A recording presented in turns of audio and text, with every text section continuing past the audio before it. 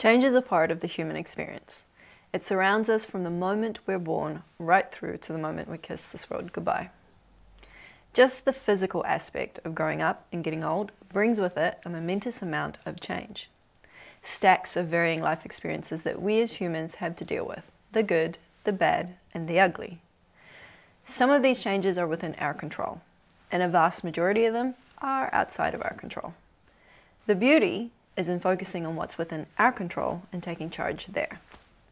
Change usually comes from the top, or maybe you've decided to make changes in your area as a leader. The best place to start is as a change sleuth. That means gathering information to figure out why the change is needed in the first place and what makes it important. This is the perfect time to look at how things are currently, before the change is introduced, and noting them down. By doing this, you'll get a baseline to measure from. Having a baseline is great at telling you as a leader whether the change was successful and just how much the change has improved your team's ability to work. But first, you'll need to find out what the change is and why it's important. Not why it's happening, why it's important. Ask yourself, how does this particular change help the organization? How does this help my team? In 2022, I was the change lead for an SAP program overhaul in a local government organization. We were updating the system used by the whole organization, moving from a custom and complex 2-decade-old system and bringing it back to the more up-to-date, out-of-the-box version, future-proofing the system and the organization so it can easily update as new versions and improved tools are released.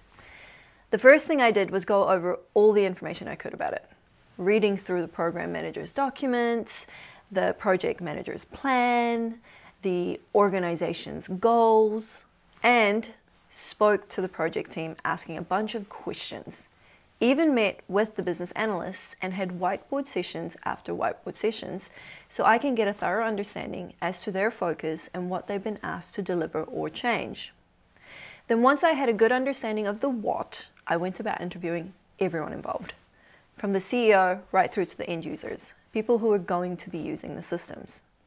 This part of change always excites me. I get to hear from people and gather their thoughts about the change, whether they even knew it was coming, where they sat in terms of supporting or fearing the change. It's amazing the insights you can gather from just asking questions to find out how things are and figuring out the why. I found out that people who had to interact with the current system hated using it because 1, it was ugly, and 2, it wasn't very user-friendly. Think 90s software. Meanwhile, the users who used it on a daily basis had a love-hate relationship with it. They knew the system so well, they knew how to use it and had grown attached to it within how they did their jobs. All the leaders knew just how much time it wasted. They also knew how hard it was to train people in how to use the system.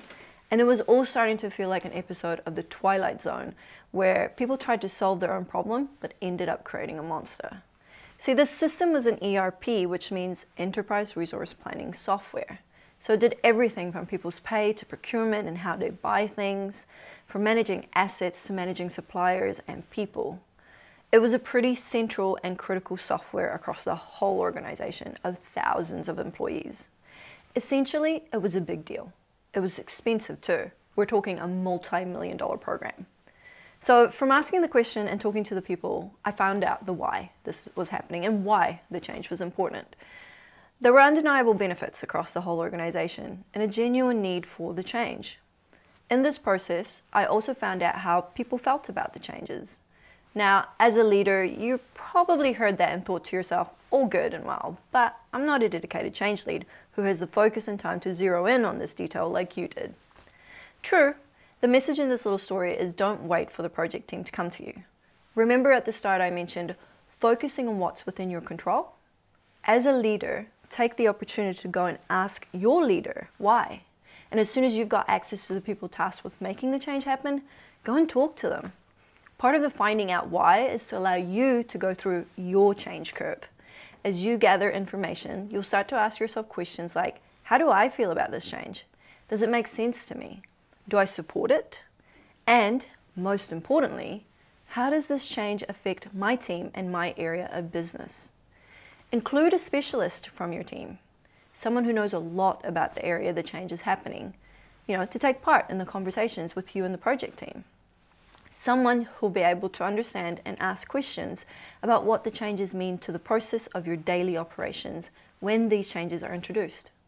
They'll be able to ask questions that you wouldn't have thought of, important questions that will paint a whole picture of what's involved to make this stick. It's also the best time to put forward and discuss any concerns or objections that you may have.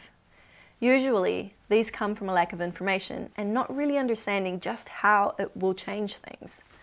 This is also the reason why it's important to have these conversations with your manager and the project team. Front foot these and keep the conversations going. Leave the communication lines open. It's always a two-way conversation.